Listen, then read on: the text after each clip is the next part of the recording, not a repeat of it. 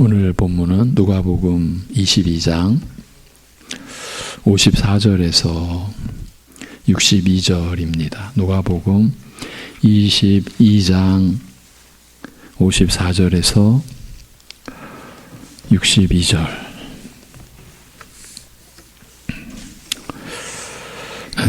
나는 내가 하는 말을 알지 못하노라. 이 제목의 말씀입니다. 54절부터 62절 봉독하겠습니다. 예수를 잡아 끌고 대제사장의 집으로 들어갈새 베드로가 멀찍이 따라가니라. 사람들이 뜰 가운데 불을 피우고 함께 앉았는지라 베드로도 그 가운데 앉았더니 한 여종이 베드로의 불빛을 향하여 앉은 것을 보고 주목하여 이르되 이 사람도 그와 함께 있었느니라 하니 베드로가 부인하여 이르되 이 여자여 내가 그를 알지 못하노라 하더라. 조금 후에 다른 사람이 보고 이르되 너도 그 도당이라 하거늘 베드로가 이르되 이 사람아 나는 아니로라 하더라. 1시간쯤 있다가 또 한 사람이 장담하여 이르되 이는 갈릴리 사람이니 참으로 그와 함께 있었느니라. 베드로가 이르되 이 사람아 나는 내가 하는 말을 알지 못하노라고 아직 말하고 있을 때에 닭이 곧 울더라. 61, 62절 같이 읽겠습니다. 다 같이. 주께서 돌이켜 베드로를 보시니 베드로가 주의 말씀 곧 오늘 닭 울기 전에 내가 3번 나를 부인하리라 하심이 생각나서 밖에 나가서 심히 통곡하니라. 아멘. 여러 해 동안 자신을 따르던 제자가 군병들을 이끌고 잡으러 오는 어이없는 배신을 보시고서 예수님께서는 유다를 향하여 내가 입맞춤으로 나를 넘겨주느냐라고 물으셨습니다. 배신의 역사 그 한가운데에 우리 주 예수 그리스도께서 자리하고 계십니다. 선생에게 입맞추려 하면서 실은 군병들에게 예수님을 알려 체포하게 하려는 유다, 가룟 유다에게서 선생을 믿고 따르던 제자의 모습을 잃어버리고 그리스도를 넘겨주어 죽이는 대적의 모습으로 돌변한 그 안타깝고 서글픈 배신을 확인하시는 물음이었습니다. 내가 입맞춤으로 나를 넘겨주느냐. 또한 이런 군병들의 손에서 선생을 보호하기 위해 저들과 칼로 맞서려는 다른 제자들의 모습을 보시고 칼의 힘에 대항하여 칼로 맞서는 일을 금하셨습니다. 왜냐하면 제자들이 참으로 의지해야 할 힘은 칼의 힘이 아니었기 때문입니다. 저들에게 맡겨진 그리스도의 나라는 칼로 싸우는 나라가 아니기 때문이었습니다. 여러분, 여기서 칼이 가리키는 내용이 무엇이겠습니까? 그러니까 사람의 힘으로 싸우는 것이 아니라는 거죠. 칼로 싸우는 나라가 아니다. 하나님 나라는 사람의 무슨 능력이나 사람이 가진 것으로 싸우는 그런 나라가 아니다. 그 말이죠. 저들에게 맡겨진 그리스도의 나라는 칼로 싸우는 나라가 아니었기 때문이었습니다. 앞으로도 그리스도의 나라를 이 땅 위에 세워나갈 저들이 사용할 능력과 무기는 하나님께로부터 오는 신령한 것이었기 때문입니다. 저들이 싸워야 할 상대는 칼과 창을 든 군병들이 아니라 그 배후에서 역사하는 흑암의 영들과 그 세력이었기 때문이었습니다. 오늘날도 그대로 이 영적 전투의 이 상황과 이 근본은 변함이 없죠. 교회가 사람의 힘으로 아니면 세상 것으로 그 자체가 불법이고 그 자체가 죄악이고 하나님을 욕되게 하는 것이죠. 큰 것에서부터 작은 것에서까지 세상 것, 육신의 것, 자기 것 그것으로 하나님 나라를 섬긴다. 우리가 그렇게 할 수 있다는 얘기는 교회 안에서의 하나님의 말씀이 잘못 가르쳐졌기 때문이고 우리가 잘못 지금 배웠기 때문이라 이렇게 우리가 우리 자신을 이해해야 옳을 것입니다. 그리고 그런 것을 버려야 합니다. 예. 강도를 잡듯이 세상의 범죄자를 잡듯이 검과 몽치를 들고 나온 저들에게 자신을 내주시면서 이것까지도 내버려두라. 저들이 하는 대로 버려두라고 하셨습니다. 이어 자기를 잡으러 온 제사장들과 기가 막히죠. 성전에 그 섬기는 제사장들이 그 제사의 본체이신 원형이신 실체이신 지금 메시아 그 예수님을 잡으러 온 거죠. 저들은 지금 아무것도 모르고 있는 거죠. 예. 그렇게 자기를 잡으러 온 제사장들과 성전 수비대 장교들에게 말씀하시되 지금은 너희 때요 어둠이 득세한 때라고 하셨습니다. 하나님께서 그의 거룩하신 뜻을 이루기 위하여 아들을 어둠의 세력에 내주어 흑암의 권세가 그 세력을 마음대로 휘두르도록 허락하신 때라는 말씀이었습니다. 이 때도 역시 하나님의 경륜, 섭리, 주권적 역사 속에 허락된 그 때였다라는 말씀이죠. 악한 영적 권세가 세력을 휘두르는 때에 유대인들의 영적 지도자인 대제사장들과 서기관들은 물론이요 예수님의 제자까지도 마귀의 하수인 노릇하였습니다. 예. 사단의 종 노릇한 거죠. 그리고 다른 제자들은 그 흉흉한 세력 앞에서 무력하게 무너져 갔습니다. 우선 오늘 말씀을 보면 예수님을 체포한 자들이 신문하기 위해 예수님을 끌고 대제사장의 집으로 갔다고 기록하고 있습니다. 예수님께서 자신을 군병들의 손에 내주어 체포되시는 순간 모두들 도망하였으나 제자들이요. 모두들 도망하였으나 베드로는 비록 멀리서나마 예수님을 따라 대제사장의 관저 안까지 들어갔습니다. 사람들이 뜰 한가운데 불을 지피고 쬐고 있는데 베드로도 그 가운데 함께 앉아 선생의 일의 결말을 예수님의 일의 결말을 보고자 기다리고 있었습니다. 그런데 한 여종이 불을 쬐고 있는 베드로를 발견하고 유심히 살핀 다음 말하기를 이 사람은 예수와 함께 있던 자라고 하였습니다. 예. 그때 그 여종의 그 외침, 예. 얼마나 의기양양하고, 예. 예. 지금 심판받아야 될, 예. 죽임 당해야 할 이 죄수와 한 패거리, 한 도당, 그 사람을 발견했다라는 너무 득이에 찬 여종의 외침이었을 것입니다. 이 사람은 예수와 함께 있던 자라. 이 말을 들은 베드로는 즉시 부인하여 말하기를 여자여 나는 그를 모르노라고 하였습니다. 나는 그와 상관없는 사람이라고 하여 예수님과의 관계를 부인하였습니다. 예, 예수님과의 관계를 부인하였습니다. 조금 있다가 다른 사람이 베드로를 보고 말하되 당신은 저들에게 속한 자라. 예, 또 다른 사람이 그리스도를 따르던 무리에 속한 자라고 하였습니다.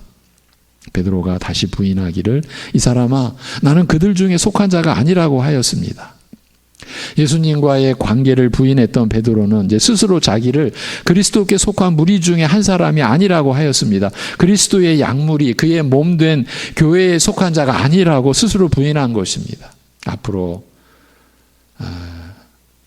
예수 그리스도의 그 복음, 십자가의 죽으심과 부활하심을 전하고 증거하면서 주님의 몸된 교회를 곧 이 땅에 세워지는 하나님 나라를 세우는 것을 섬기는 그의 평생 자기가 예수님과의 관계를 부인하고 그리스도의 몸된 교회에 속한 자가 아니라고 스스로 부인했던 것을 그는 잊지 못했을 것입니다. 물론 용서받은 확신 속에서도 자신의 그 연약함과 악함을 그가 어떻게 잊을 수가 있었겠습니까?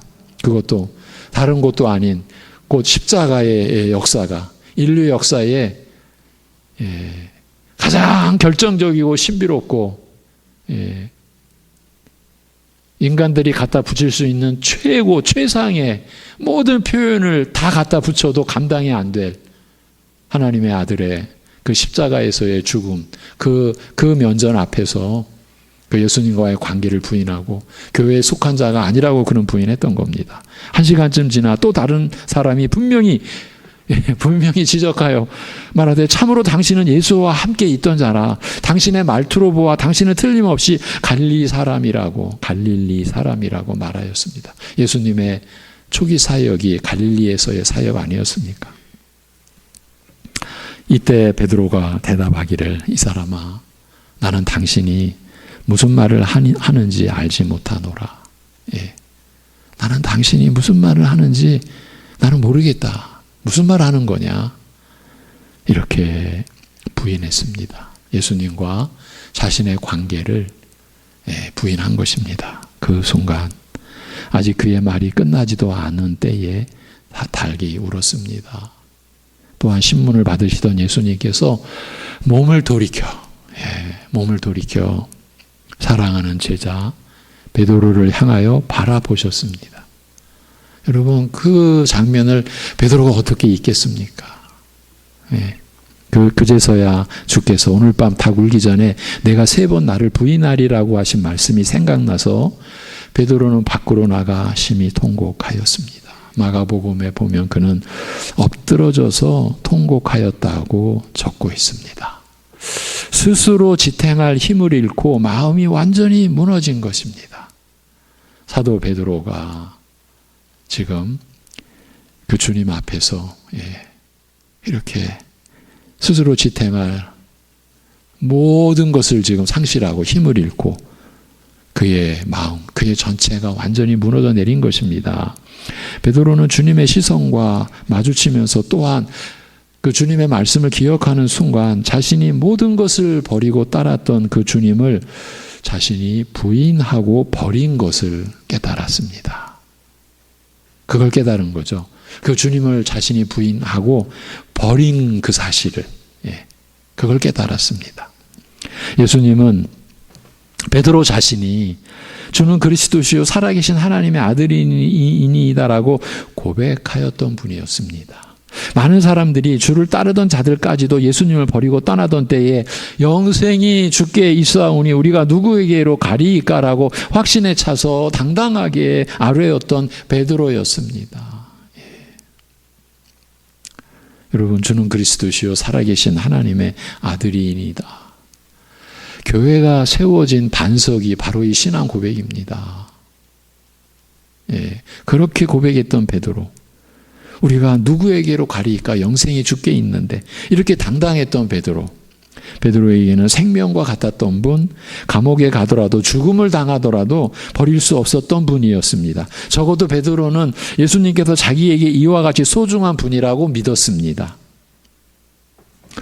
그러나 막상 어둠의 권세가 대제사장들과 성전 수비대의 칼과 몽치를 빌어 그 권력을 휘두르자 그 흉흉한 세력 앞에 베드로의 믿음은 힘없이 무너지고 말았습니다.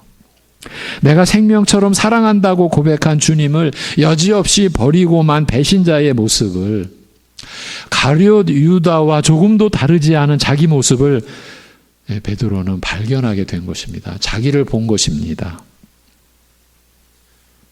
여러분, 잠시 뒤에 말씀을 이제 덧붙여 드리겠지만 지금 우리는 너무 중대한 대목을, 하나님의 말씀에 너무 중대한 대목을 지금 우리가 보고 있는 거예요. 지나가고 있는 거예요. 통과하고 있는 거예요.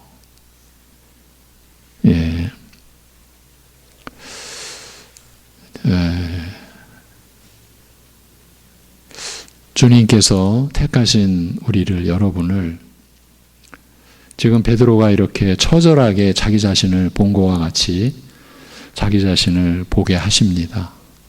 여기 이미 경험하신 분들도 계실 것이고요.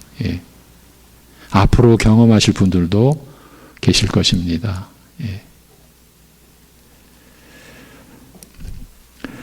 한 여종이 던지는 질문 앞에서 저주하면서까지 주님을 저버리는, 믿음을 부인하는 연약한 모습을 보았습니다. 베드로는 그때에 무엇을 본 것입니까? 자신의 믿음의 실상을 보았습니다. 나는 분명히 예수님을 생명처럼 사랑하였고 감옥이나 죽음의 자리에도 주와 함께 가리라는 열정과 확신이 있었는데, 나는 어떤 위기에서라도 이러한 믿음을 지킬 수 있으리라고 생각하였는데, 그렇게 확신하고 있었는데 한낱 여종의 질문 앞에 어이없이 무너지는 자기 모습에 누구보다 베드로 자신이 더 놀랐을지 모릅니다. 그러나 그가 그처럼 확실하다라고 생각한 믿음의 실상, 자기의 믿음의 실상은 그의 생각과는 너무나 거리가 멀었습니다.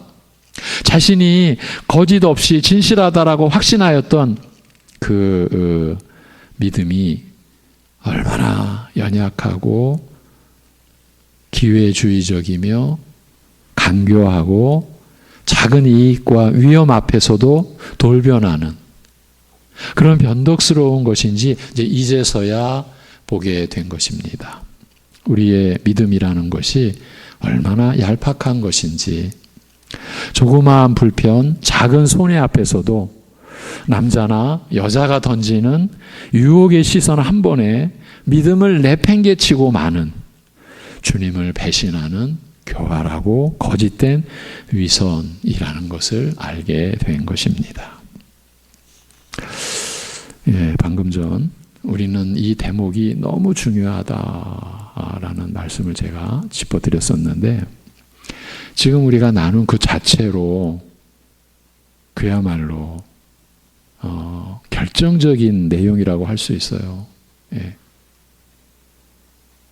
여러분, 우리가 교회 안에서 우리 겸손하자, 우리 교만하지 말자, 이런 얘기를 왜 끊임없이 합니까?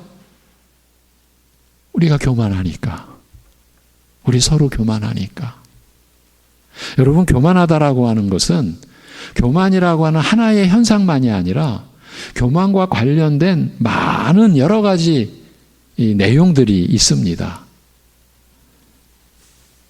이전에도 제가 누누이 말씀드렸지만 열등감으로 평생을 살아가시는 분도 엄밀하게 말하면 교만과 다를 바가 없습니다.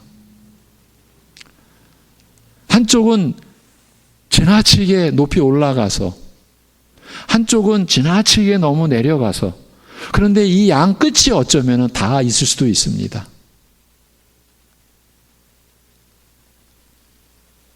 자기 집착, 자기 중심, 이 점에서 끝이 다 있을 수도 있습니다. 여러분, 왜 우리가 그렇게 이 교만의 이 죄악에 휘둘립니까? 우리의 믿음의 근본의 문제인 거죠. 죄악의 그 상황 속에서 너무나 연약할 수밖에 없는 자신을 아직 못 본 거죠. 아직 인정하지 않은 거죠. 이렇게 말씀드리는 것이 너무 무리한 내용이라고 생각이 드십니까? 여러분, 지금 베드로 사도는 좀 사도입니다. 베드로입니다. 자신의 믿음을 본 겁니다. 그처럼 확실하다라고 생각했던 믿음의 실상, 베드로가 나의 믿음에 대해서 확실하다라고 생각했던 믿음의 실상, 그러나 그의 믿음의 실체는 그가 확신했던 것과는 너무나 거리가 멀었습니다. 이제 그걸 본 겁니다. 이 대목이 중요하다라고 하는 또 하나의 측면이 있습니다. 좀 어려운 부분이지만 그러나 매우 중대한 내용입니다. 우리의 신앙의 근본을 좌우할 수 있는 그런 내용입니다. 이렇게들 얘기를 합니다.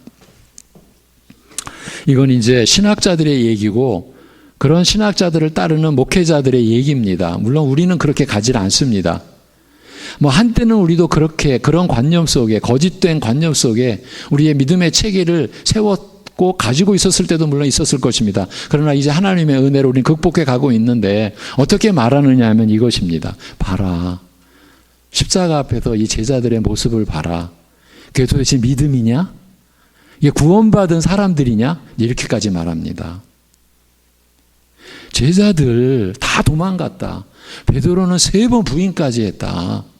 이렇게 말하면서 지금 이 성경 말씀은 베드로의 그 처절한 실족과 실패와 배신이지 않습니까? 그 배신의 그 쓰라린 그 절망 앞에서 믿음의 실상 자신을 보게 된 것을 보라고 했는데 그거는 보지 않고 그거는 못 보고 이거 봐라. 이게 과연 믿음이냐? 이게 지금 구원받은 제자들이냐? 지금 제자들은 구원조차도 확실치 않다.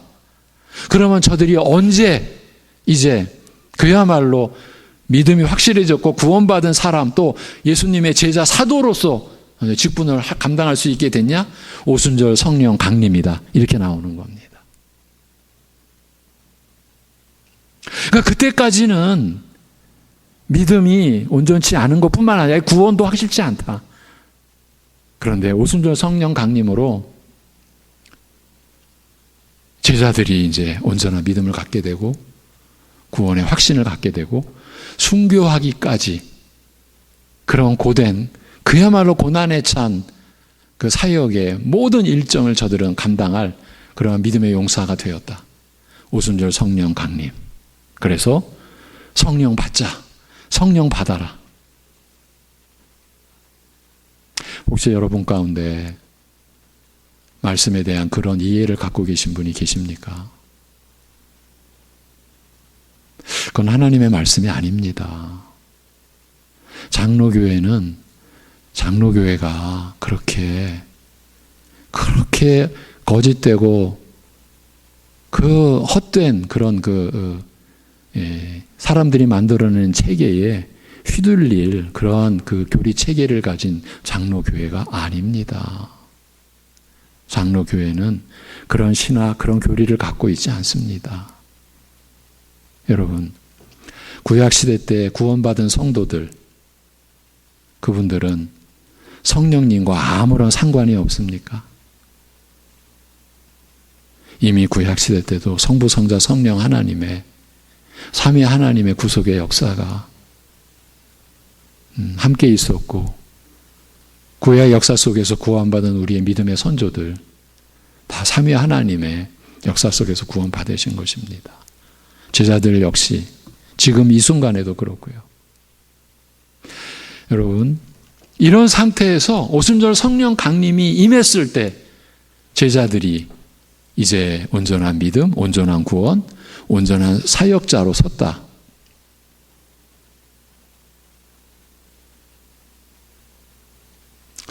우리가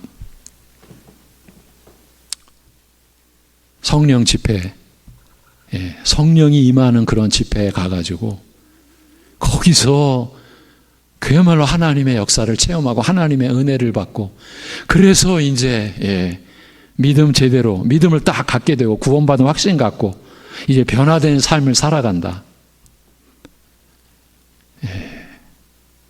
안타깝지만요. 장로교회가 하나님께로부터 받아온 말씀, 신학, 교리를 다 잃어버리고 상실하고 지키지 못하고 그런 거짓된 것에 이 시대의 교회가 장로교회까지도 그런 거짓 것에 휘둘려져서 지금도 성령 받아라. 여러분, 성령님은 하나님이십니다. 우리가 어떻게 성령 받아라는 말을 상상이나 할 수 있습니까? 그런데 이거를 수십 년 동안 교회 안에서 이러한 말들을 해왔습니다. 그러한 논리, 그렇게 할 수 있는 그들의 그 교리 체계의 가장 핵심이 이 제자들이 이제 활용이 되는 거예요. 제자들의 이게 믿음이냐? 이렇게 연약하고 이렇게 거짓되고 이렇게 배신까지 하는 이런 믿음이 믿음이냐? 이걸 구원받은 믿음이라고 하느냐? 그게 오순절 성령 강림 때 임했다. 여러분, 이게 바로 사단의 역사예요. 그렇지 않습니다. 지금 베드로 사도가 이런 과정을 거친 거예요. 자신을 본 거예요.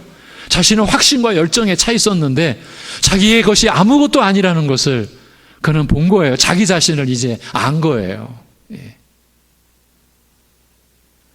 이런 과정을 거쳐가는 거예요. 그래서 여러분, 오순절 성령 강림을 하나님의 그 섭리 속에, 종교개혁의 그 역사의 섭리 속에 장로교회가 이 땅에 세워지면서, 그 이전에는 장로교회가 없었죠? 종교개혁 이후에 하나님의 역사의 그 선물이 장로교회입니다. 장로교회가 받은 말씀, 신학, 교리 안에서 여러분들이 어떻게 이해하시면 가장 안전하느냐 하면요. 여러분 성육신 이해하시죠? 말씀이 육신이 되셨어요. 하나님의 아들이 메시아로 오신 거죠. 하나님의 아들, 하나님이 사람이 되신 거죠. 그 성육신을 어디까지 우리 장로교회는 보냐 하면요. 오순절 성령 강림까지 보는 거예요. 그러니까 성탄절 예수님이 사람이 되신 것을 우리에게 적용할 수 없잖아요. 오순절 성령 강림도 똑같다고 보시면 가장 안전합니다. 그러니까 구약 역사 속에도 예수님 육신으로 계실 때에도 성령님께서 역사하고 계셨어요. 여러분 백부장의 믿음을 보고 이스라엘 속에 이만한 믿음 본 적 없다고 그랬잖아요. 예.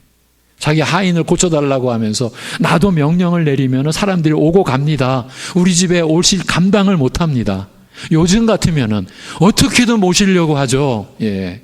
그러나 그는 아닙니다. 감당할 뿐이 아닙니다. 말씀만 하옵소서. 여러분 그 백부장의 믿음은 수로보닉의 여인의 믿음은 어디서 나온 겁니까? 개들도 주인의 상에서 떨어지는 것을 먹나이다.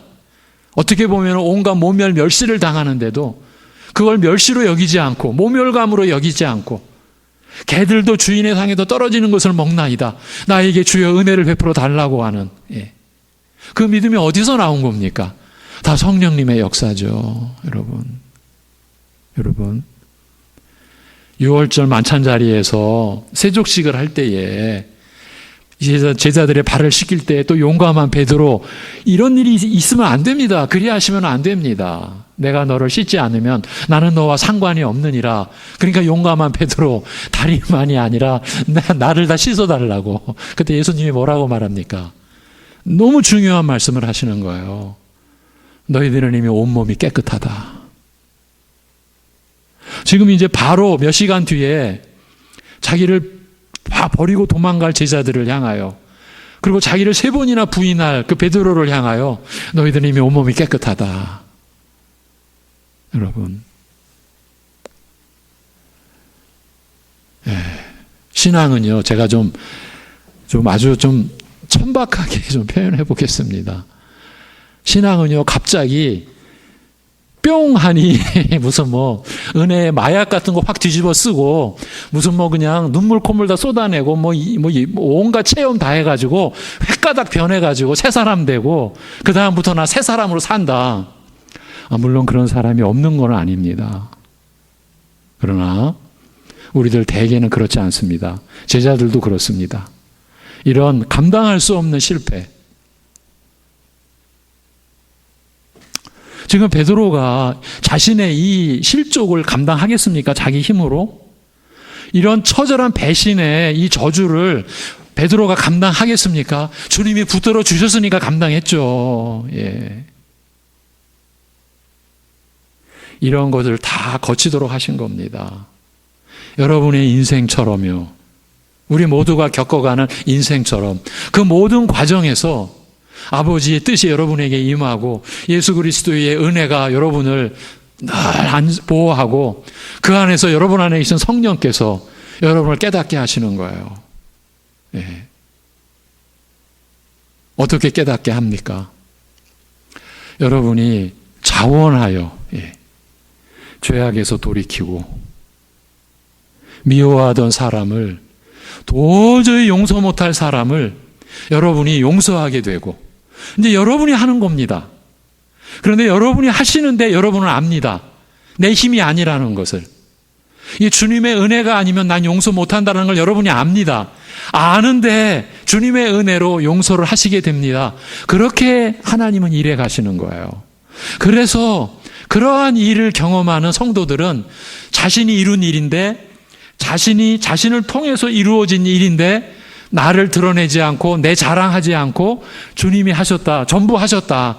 그게 가식이 아니라 겸손의 가식이 아니라 진실로 실체로 주님이 하신 일입니다. 그렇게 고백하게 되는 것이 저와 여러분의 인생 안에서 이루어지는 일인 거예요. 예. 그 모든 일을 아버지의 뜻, 그리고 우리 주 예수 그리스도의 십자가 은혜 안에서 여러분 안에 계신 성령께서 그 일을 이루셨어요. 여러분에게 믿음의 지혜와 능력을 공급해 주셨어요.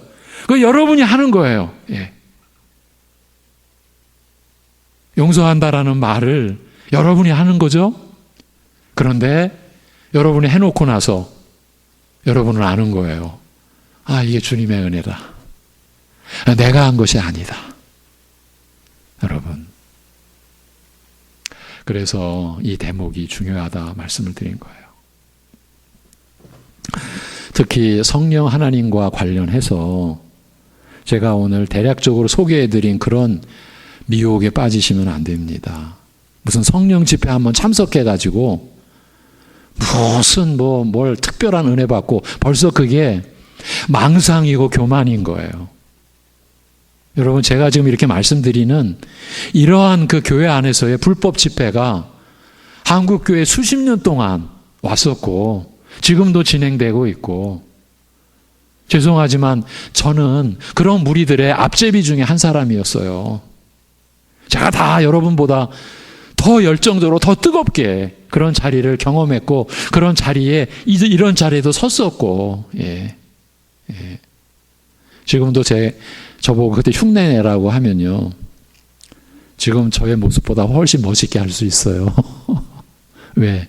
몸에 뱄어요. 그런데 그게 두려운 거예요. 그게 저주스러운 얘기라는 거를 이제 몸이 느끼게 하나님께서 은혜를 베풀어 주셨으니까 못하는 거죠. 이제 돌아가겠습니다. 밖으로 나가서 이제 베드로의 얘기입니다. 밖으로 나가서 가슴이 무너지고 찢어지는 듯 통곡하는 베드로의 머릿속으로 여러 가지 생각이 스쳐갔을 것입니다. 주께서 그를 사랑하여 베푸시던 수많은 인자,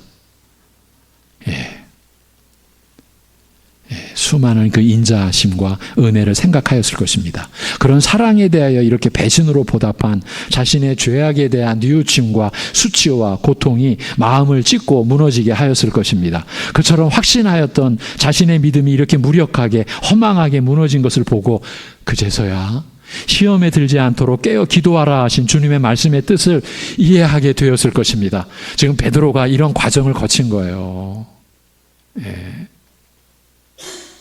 지금 이런 가운데서도 그리스도 안에서 성령님의 역사가 이 베드로를 붙들고 있는 거예요. 오순절 성령 강림은 이제 예수 그리스도께서 우리의 죄로 죽으셨다. 대속 제물에 그 단 한 번의 죽으심의 제사로 구약시대 약속했던 모든 제사에 그 성취가 이루어졌다. 그것을 이제 알리기 위한 오순절 성령 강림의 역사.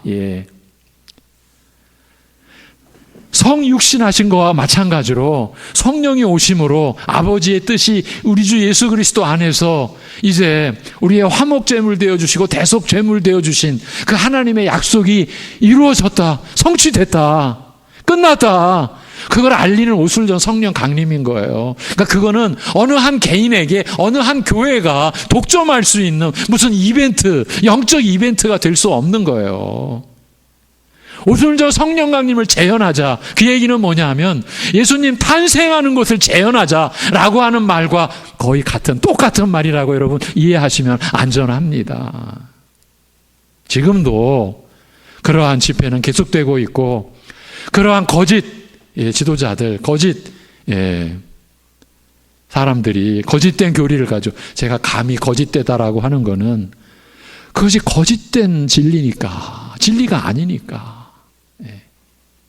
이렇게까지 말씀을 드리는 거예요. 그들의 입장에서는 저 같은 사람이 이렇게까지 말하면 너무 심한가요? 아마 때려 죽이고 싶을 거예요. 이렇게 말하는 게. 왜? 저들은 그걸 포기할 수가 없는 거예요. 왜? 그걸로 교회를 세워가니까. 그걸로 교회를 세워가는데 그거 거짓된 거다라고 말하면 그들에게는 왼수죠. 원수죠. 그러나 진리이니까 제가 말씀드리지 않을 수가 없어요. 그제서야 자기가 배신한 주님이 시험에 들지 않도록 깨어 기도하라 하신 그 뜻을 이해하게 되었을 것입니다. 내 자신의 힘으로는 한낱 여종의 힐난 앞에서도 막 비난하면서 막 따지면서 막 그냥 하나하나 막 캐물으면서 비난하는 걸 힐난이라고 하는데, 그런 한낱 여종의 힐난 앞에서도, 비난 앞에서도 믿음을 지킬 수 없는 것이라 내 자신의 힘으로는. 주님의 지금 말씀처럼 지금 베드로가 듣는 거죠. 내게는 내 믿음을 스스로 지킬 수 있는 힘이 없는 것이라. 여러분 기억하셔야 되죠. 우리 스스로 우리 믿음 못 지킵니다. 예. 왜냐하면 내 눈에는 연약한 여종의 모습만이 보이나 실제로 그 배후에서 내 믿음을 무너뜨리려고 역사하는 것은 내 힘으로는 감당할 수 없는 어둠의 권세요, 마귀와 그 영적 세력이기 때문이라. 너는 깨어서 기도하라. 이 시험을 이기도록 하나님께 은혜와 힘을 구하라. 그의 도우심과 보호하심을 간구하라. 이렇게 주께서 간곡하게 타이르시고 권하신 말씀의 뜻이 이제 깨달아졌을 것입니다. 이제 분명하여졌을 것입니다. 아, 내게는 내 믿음을 스스로 지킬 수 있는 힘이 본래 없었구나. 예. 왜? 내 믿음을 무너뜨리려는 그 배후의 세력, 그 어둠의 권세, 마귀와 그 영적 세력이 있었기 때문이구나. 이걸 깨달았던 거죠. 세상의 쾌락과 사치, 정욕과 권세, 명예, 재물의 유혹 앞에서 힘없이 무너지는 우리의 믿음을 보고 때로는 우리 스스로 생각합니다. 이것들이 과연 무엇인가? 참으로 사소하고 가치 없는 것들이 아닌가? 그럼에도 불구하고 왜 우리는 그 앞에서 힘없이 무너지고 굴복하고 마는가? 그 이유는 이것들 자체는 아무것도 아니나 그런 것들을 통하여 우리를 충동하고 유혹하는 죄와 마귀의 세력이 강한 것이기 때문입니다. 우리가 실제로 싸우는 대상은 그것들 자체가 아니라 그 배후에서 역사하는 강력한 영적 세력들인 것입니다. 그런 세력의 역사로 말미암아 우리의 부패한 성품과 그 정욕이 격동을 받아서 우리를 사로잡기 때문인 것입니다. 바로 이런 것들이 우리를 굴복시켜 힘없이 무너지게 만드는 것입니다. 달리 말하면 우리의 부패한 성품은 이런 세력들과 맞서기에 너무 무력한 것입니다. 아니, 오히려 부패하고 죄된 것들을 쫓아갑니다. 좋아하고 쫓아가는 것이에요. 예. 우리가 싸워야 할 대상이 이런 것들이라면, 부패한 우리의 육적 성품의 정욕이요, 이것을 충동하고 유혹하고 속이는 마귀라면 칼로 대항해서는 도저히 이길 수 없으며 우리 힘으로 싸워 이길 수 없음도 분명할 것입니다. 우리의 부패한 성품과 정욕을 다스려 굴복시키는 힘이라야, 이런 것을 끊어내고 제거하며 흑암의 영적 세력에 맞서 싸울 수 있는 신령한 무기라야 이런 영적 싸움에서 이길 수 있는 것입니다.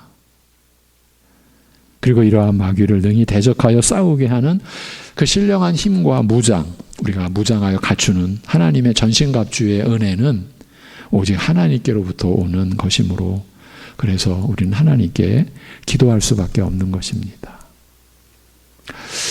여러분, 내 믿음이 내가 지금 좀 지켜내고 유지한다, 이런 의식이 있다면은요, 그런 상태를 여러분 어떻게 자기 자신을 진단해야 되겠습니까? 이미 그 상태는 실족해 있는 상태라, 그렇게 지금은 우리가 공적 예배 자리니까 말씀을 드립니다.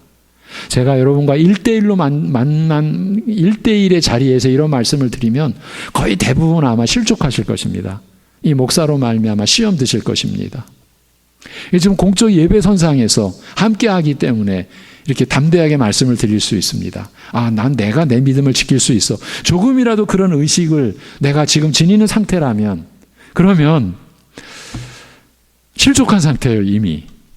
그리고 내가 나 스스로 지켜내고 있어라고 하고 있다면요, 그것은 반드시 그 파생된 어떤 모습이 또 있습니다.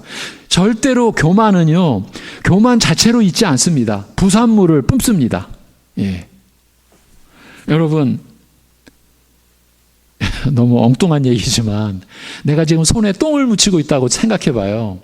내가 손에 똥을 묻히고 있으면요, 이 똥은요 우선 냄새 풍기죠. 또 내가 만지는 곳마다 똥이 묻게 되죠. 나는 내가 나 자신을 지키고 있는 것 같아. 그건 이미 교만의 어떤 절정에 올라가 있는 거거든요. 교만의 절정이라고 말씀을 드렸어요. 그러면요, 그거는요, 어떤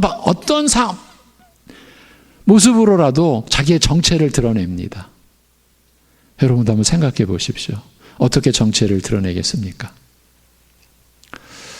남을 판단하는 거에 굉장히 빠르게 됩니다. 남을 판단을 빨리 하는 거예요. 그런데 섬기고 돌보기 위해서 상대방의 상태를 생각하는 것과, 그러니까 섬기고 서로 사랑하고 돌보기 위해서 상대방을 생각하는 것과 재빨리 판단하고 재빨리 저 사람은 어때라고 하는 것은요, 다릅니다. 다르죠? 여러분들 제가 무슨 말씀 드리는지 아시죠? 예. 그러니까 줄이면 내가 나 자신에 대해서 내가 내 믿음을 지키고 있어라고 한다라면요, 그거는 이미 실족한 상태거든요. 그 실족한 내용은 스스로 교만한 거죠. 그리고 그 교만은 다른 사람들에 대해서 어떠한 반응이 나오냐면 자기가 재판관이 되는 겁니다. 여러분, 하나님께서 우리를 재판관으로 세우시지 않죠. 우리는 서로 섬기고 서로 사랑하는 자리에 우리가 있어야 되죠. 예. 끝까지. 그렇죠? 예. 오늘 우리는 베드로의 실패를 보았습니다. 하나님은 그를 사도로 세워가시는 과정에서 어쩌면은 더 이상 내려갈 수 없는 그런 그 처절한 실패를 베드로로 하여금 철저하게 완전하게 맛보도록 하셨습니다. 그리고 그 무너진 상황 속에서 스스로 무너져가지 않도록 주님은 그를 붙으셨음에 틀림이 없습니다. 우리가 이 길을 가고 있습니다. 죄악된 자신을 보게 되는 순간, 어쩌면 그것이 하나님의 은혜가 내 안에서 가장 결정적으로 드러나는 순간일 수도 있습니다. 그때 우리는 자신을 보게 되는 것이죠. 그리고 주님의 은혜가 무엇인지를 드디어 알게 되는 것이죠. 그리고 이제 베드로 사도의 이후의 삶과 사역처럼 우리가 베드로 전서를 보고 있지 않습니까? 그가 그렇게 사역하고 그렇게 말씀을 기록해 놓는 그러한 내용으로 우리도 물론 그 발제도 따라가긴 어렵겠지만 조금씩 그러한 모습으로 우리도 살아가게 되는 거죠. 어떻게 이렇게 감히 말씀드릴 수가 있습니까? 베드로 안에 계셨던 성령께서 여러분 안에도 우리 안에도 제 안에도 계시기 때문입니다. 기도하겠습니다. 하나님 아버지,